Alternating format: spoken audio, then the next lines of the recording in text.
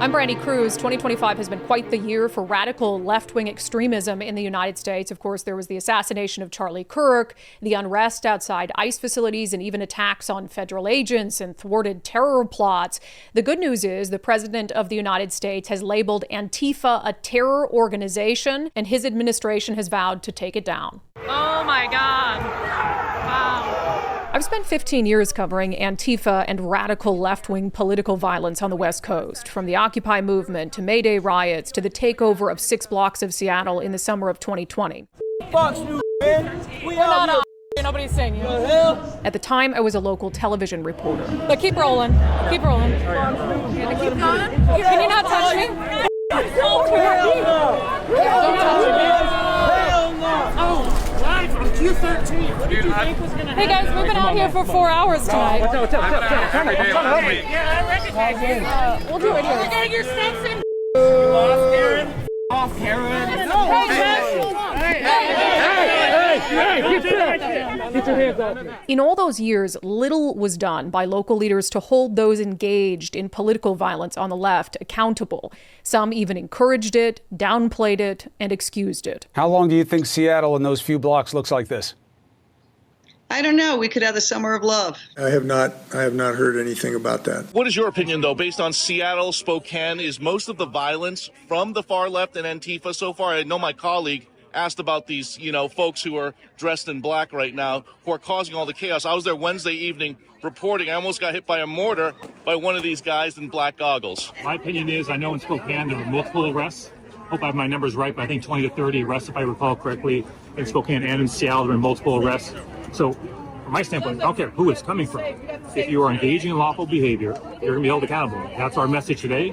That's my message in a statement that was put out yesterday. We're going to be reinforcing that message as well. That's our message with our law enforcement partners. So wherever it's coming from, I'm focused on making sure we hold folks accountable. Thanks for the question. Will you condemn Antifa? I'm condemning anyone who engages in lawful behavior, and they'll be held accountable. You're my leader. Tell these people to stand down and stop assaulting me and taunting my civic servant hero, Tim Emerson. Right now, this park we've cleaned. These are violent Antifa land people. Tell them to be peaceful. So it's no surprise that the same faction of extremists feel more emboldened than ever, encouraged by politicians who share their hatred of all things Donald Trump. You fascists! You fascists! You fascists! This was the scene outside a DHS facility south of Seattle in June as activists tried to stop the lawful detention of illegal aliens. I was on scene for 30 seconds before the mob closed in.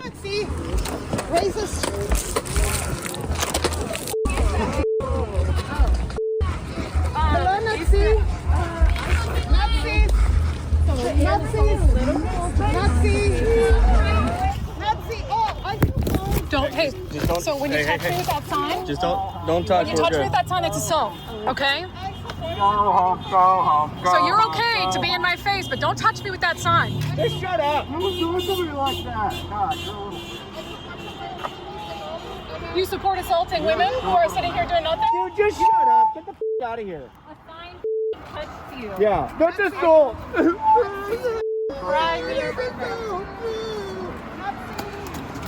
So as a grown man, you're in support of assaulting women. I just want to be clear about Assaulting women with the cardboard sign. Don't be just. I do want to be clear about that, though. Dainty.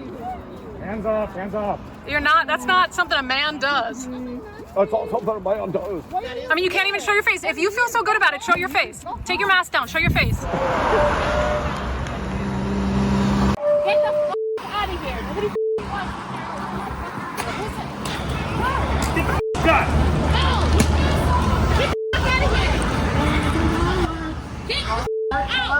The masked extremist who tried to blind me with wasp killer has never been identified, let alone arrested. Stop! Neither have the black-clad rioters that beat a good Samaritan who came to help me. They're assaulting someone. They're assaulting an innocent guy. What's wrong with you? Don't come back. Stay in Seattle, Katie. At the same time, similar scenes were playing out in Portland outside the ICE facility there. Independent journalists like Katie Daviscourt spent months on the ground exposing Antifa. She just hit me in the face. Katie was at the January 6th riot. Oh my God. Katie was at the January 6th riot. She just hit me in the face. Remain on the sidewalk or across the street.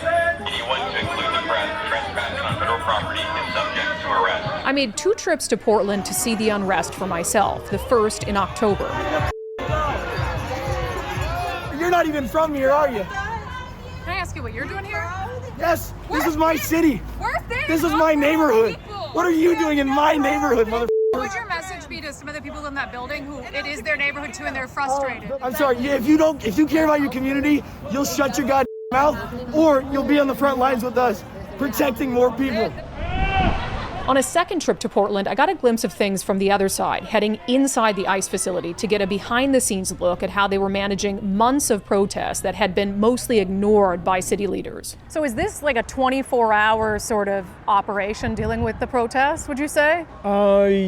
It's from the morning almost until like 1, 2 o'clock, depending on the day. And I would say Thursday to Sunday is the most busiest. Compared to Monday to Wednesday, so yes. I mean, you guys must be wondering sort of if there's going to be any end to it. We really don't know. Hopefully with the weather stuff changes, but really right now we're thinking it's going to be for forever, I guess. For the most part, you've got federal protective services dealing with the protesters. To what extent are you guys able to do your job and continue to carry out immigration enforcement? So immigration enforcement, regardless of what's happening outside this building, our mission is going to continue. We're going to continue arresting illegals. It doesn't matter. The protest is not going to stop us. So it's fair to say that if they think that this is somehow thwarting lawful immigration enforcement, that it's not. It won't. Yeah. Our mission is to arrest illegal, and we're going to continue. The protest or not, we're going to continue with the mission. It doesn't matter if they're here day and night. We are still arresting people. Just to be frank, I can't imagine coming to this work environment every day. I mean, I know you don't have a choice, but what's the morale like in here? I'm not gonna speak for everybody. For me, at one point, it's like when you live close to a train station or close to a railroad. At the beginning, you listen to the train coming with a lot of noise, but at one point, you kind of fall asleep and you don't even pay attention anymore. Yeah. So. I mean, they make noise sometimes. If I'm writing a report in my office, I take a break. I go and do a little walk around the facility, and then I go back to my computer and complete my report. While West Coast politicians downplayed the violence, President Donald Trump invited independent journalists, including myself, to the White House for a roundtable on Antifa. It should be clear to all Americans that we have a very serious left-wing terror threat in our country. Radicals associated with the domestic terror group Antifa, that you've heard a lot about lately, and I've heard a lot about them for 10 years. And other far-left extremists have been carrying out a campaign of violence against ICE agents and other officials charged with enforcing federal law. And in Portland, Oregon, Antifa thugs have repeatedly attacked our offices and laid siege to federal property in an attempt to violently stop the execution of federal law. Mr. President, Brandi, Kruse, you're going to hear us be very fired up today, and you can tell, and it's because some of us have been covering Antifa for 15 years and have never had anyone in a position of authority even acknowledge their existence. The single most powerful thing you've done to deal with this scourge has been acknowledging that Antifa is a real thing. I genuinely believe there would be people at these tables who would be dead today and would have been killed in Portland had you not called them a terror organization and said we're going to bring the full weight of the federal government to bear. With me in D.C. was Andy Ngo, author of the book Unmasked, Inside Antifa's Radical Plan to Destroy Democracy. Andy had twice been violently assaulted by Antifa in Portland. The threats against his life were so serious that he moved out of the country. How are you feeling, Andy? It feels a bit surreal. Yeah, what do you want to most tell the president today? I want to express gratitude. Yeah, because I think an administration has a million things to do, and even though this is very important, there's also other very important things. But the fact that his administration is prioritizing this I have a lot of appreciation and gratitude for that. It was a significant moment considering many in mainstream news have, for years, painted Andy Ngo as the extremist rather than those who tried to kill him. I got to share this with you in a little video preview you posted when we were walking to the White House, that the immediate feeling is immense gratitude. I've been on this beat for a very long time, and there have been journalism mentors that I've had in the past who let me know that I should focus on a different beat. They just didn't think that there would be enough to continue reporting on this for years, that it came at such heavy cost to me because of the attacks and nearly dying and continued death threats. They just direct recommended that I look into reporting on other things. But I kept on it just because there's something going on in the US. I mean, on one level, you have the violent militancy that you and I have faced, unfortunately. But there's also this cultural shift on the mainstream left that, in my view, creates this environment where the violent militants feel emboldened. You know, why wouldn't they feel emboldened? They get away. I mean, nobody's been arrested for the assaults on you. Nobody's been arrested for the assaults on me. It doesn't matter that it's caught in HD 1080p 4K video. It doesn't matter. It's just they can get away with impunity. So it's created this environment now where when the violence flares up, you have violence that can go on for weeks and weeks, and people are injured, journalists are assaulted, and in some instances, people get killed or suffer quite life-threatening injuries.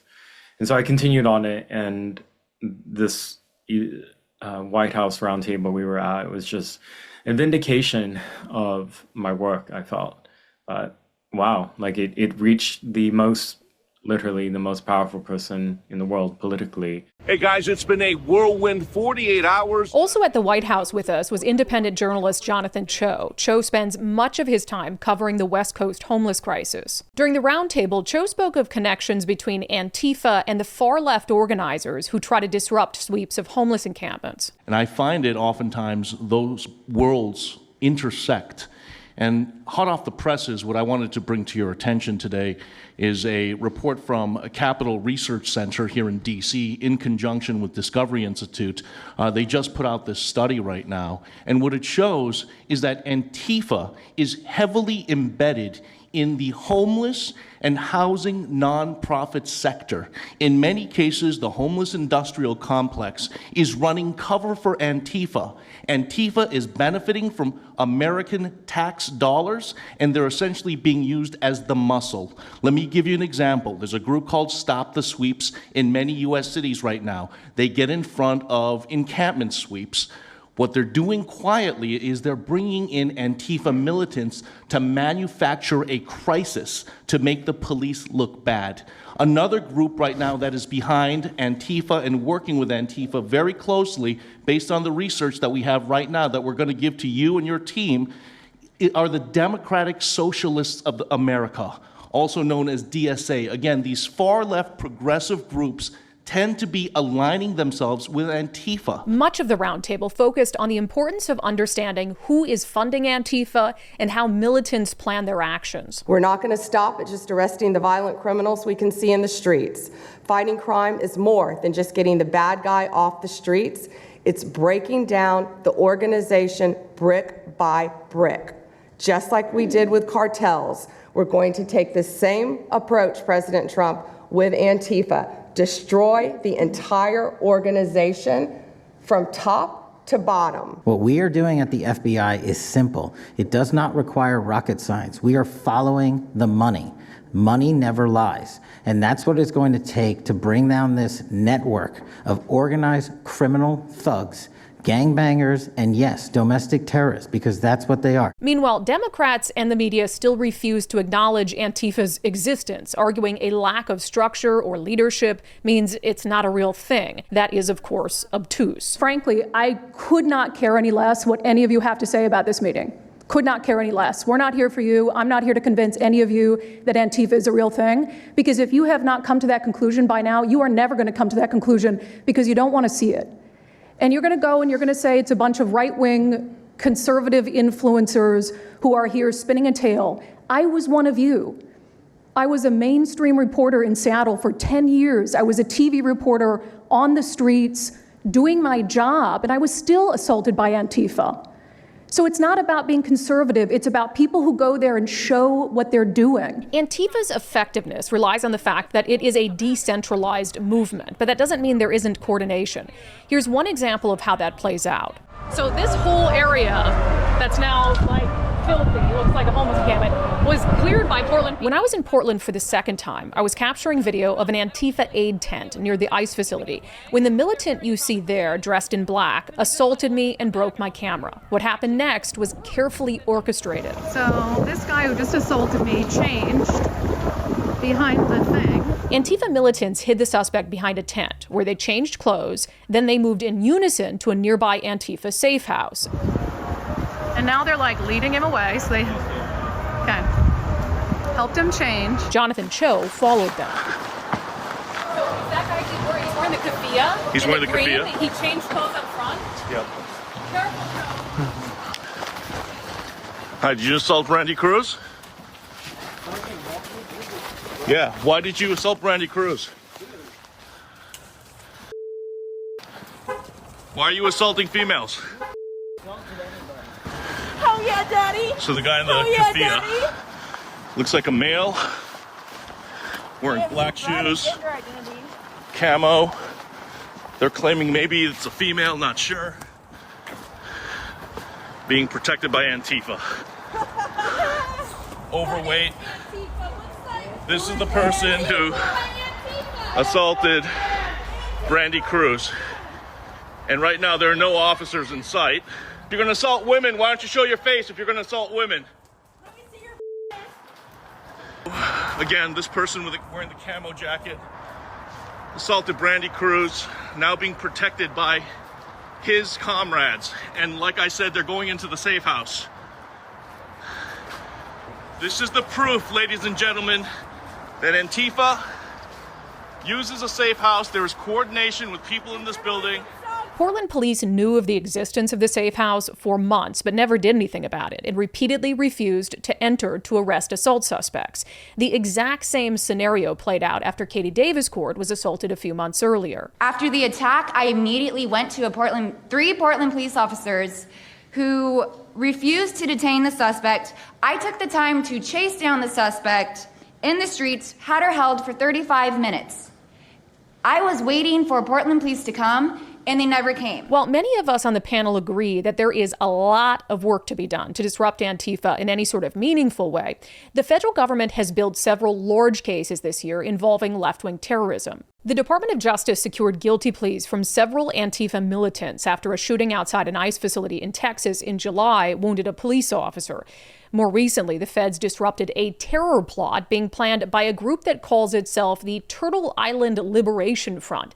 They were arrested while getting ready to test bombs in the desert. Law enforcement found multiple posters and materials associated with Turtle Island Liberation Front, including posters stating, quote, "Death to America, long live Turtle Island and Palestine," and quote, "Death to ICE, Turtle Island Liberation Front." In Page's residence, law enforcement found a copy of the detailed bomb attack plan. This case is another reminder about the dangers that radicalized Antifa-like groups pose to public safety and the rule of law. But at the same time, many street-level acts of violence and vandalism are still going unpunished. Seattle police did very little when Antifa militants rioted night after night outside the federal building back in June. And the crowd wasn't scared at all. They came from where they'd started a fire, marched up the street, confronted Seattle police directly. And then they lit off one of these massive fireworks right in the middle of the Seattle police bike line. I mean, I would be shocked if officers didn't get injured. You see a couple arrests happening behind me. Assistant United States Attorney General Harmeet Dillon tells me that even with the terror designation on Antifa, the feds are limited in what cases they can take. Majority of crime and police power in our country does reside in the local and state level. Mm-hmm. Federal government is not super police who get to come in and enforce local and state laws if the local and state governments don't do it. Our jurisdiction is limited. And so we have to find a box that this conduct fits into. And sometimes a simple street assault that isn't connected to other crimes or part of a conspiracy is not something that the federal government can come in and do anything about. We're not going to. We don't have the resources to. We don't have the jurisdiction to do it, and the federal court's not going to allow us to do it. So I think people need to understand that when we elect our local and state governments, it really has consequences. And so that's a huge problem. Now, the Department of Justice does bear some blame in a way for some policing practices writ large in the United States, because Civil Rights Division has gone after police for excessive force and police brutality and making too many arrests. And so now the default setting is a very defensive one and very passive one in policing generally. Even though police, I think, go into policing to do the right thing and do their jobs, you have local leaders. And then you have politics like you see here in D.C., where the police chief was under pressure to make it look less crimey. So she, allegedly underreported and misclassified certain crimes to make it look less dangerous in D.C. than it actually is. And that's a political decision where even the cops want to make the arrests and the charges, and then somebody at the bean counter level in the front office changes with a few keystrokes how we perceive it. So DOJ opened an investigation into that, leading to the resignation of the police chief here in D.C. And we go after these types of low-level corruption issues wherever we can find them. But ultimately, we have to be able to connect crimes to a conspiracy or some other violation of federal law, like I articulated, to bring it under federal purview. For her part, outgoing Seattle City Attorney Ann Davison says her office is at the mercy of police and what cases they refer. Why weren't those cases being adjudicated? Well, it would be probably a combination of what was the quality of the report? Like, did we have enough evidence that we could move on, right? Yeah. That's sometimes really the piece. And so when there were protest cases, again, it's just like, do we have the evidence? Is everything there? Have we seen these people before? And if we've seen them before, like, we absolutely are making sure we're doing something. If we've never seen them before, and then, it is a real, maybe we looked at, should we be using our resources that way? But it really is just on a case-by-case basis. I say yes, you should be using your resources. Yeah. I mean, they've wreaked havoc on the city for so long, and they've been able to get away with so many things. And the point I always made is, when I started covering these types of protesters, they would be, breaking a couple windows here and there at like Nike and whatever it was, and, kind of yelling at the cops. And then they were lighting cop cars on fire, and then they were hurting people, and then they were blocking I-5, and they were blocking the access to the airport, and then they were taking over 6 blocks of the city. And it's like, I feel like they've been allowed to get away with it for so long because the police and prosecution side just has not been there. Yeah. I agree with a lot of that. Most of that would not have come to my office, like right on the state highway, et cetera, things like that. Putting a police car on fire, that would not come to my office. So many of the things at that level, I would not see, right? That would just not be my space. More serious cases in Seattle go to the King County Prosecuting Attorney's Office. That's where a known Antifa militant appeared in court after being caught on camera assaulting independent journalist Cam Higbee. But even then, it took an immense amount of public pressure to bring attention to Cam's case and ultimately bring charges. Right now, the federal building is in complete anarchy. SPD has told several people that they will not be intervening tonight. I reported this guy, Tyler Hand, H-A-H-N, also known as Tyler Stubbs, S-T-U-B-B-S, 3 weeks ago, that he threatened to murder me. He said that he's going to bring a gun to the next protest and that I better not show up. Today, he was able to identify me, and three of him and his friends, all three of them, jumped me. They held me down, they punched me in the head, and they beat the shit out of me. I deployed mace. I was able to regain my belongings that they knocked out of my pockets before they were able to steal them. But this is what happens when SPD refuses to intervene. They said that they were just going to let them tucker themselves out. They were lighting fires under moving vehicles, occupied vehicles that were stopped in traffic because they were blocking it. They lit several fires up and down the street. They were throwing fireworks at moving traffic. In what world are these things acceptable? The truth is, the media's watering down of left-wing political violence is a major obstacle in dismantling it. And cities that see the most Antifa activity are run by Democrats who have little motivation to call out violence from their own side. especially when Antifa infiltrates otherwise legitimate and mostly peaceful protest movements. That's the genius of Antifa. They use the cover of movements like BLM, Occupy, workers' rights, immigrant rights, so they can carry out acts of violence while knowing the media will refuse to vilify the underlying cause. After years of watching this go unaddressed in cities like Seattle and Portland, it seems unlikely to change, which is why I told President Trump and members of his cabinet that we are counting on them to do what the left will not. This is what I care about. We have 3.5 years. Nothing is guaranteed, although I think if Democrats keep it up, we'll probably have Republican presidents for the next 3 decades. But nothing is guaranteed, and so what I want to see over the next 3.5 years is a full court press to dismantle Antifa once and for all in a meaningful way. You fascists! You fascists! I'm Brandi Kruse. Thanks for watching. For more of Undivided, follow us across social media platforms. And to support the show, go to undividedpod.com, undividedpod.com, and click on the banner that says support the show.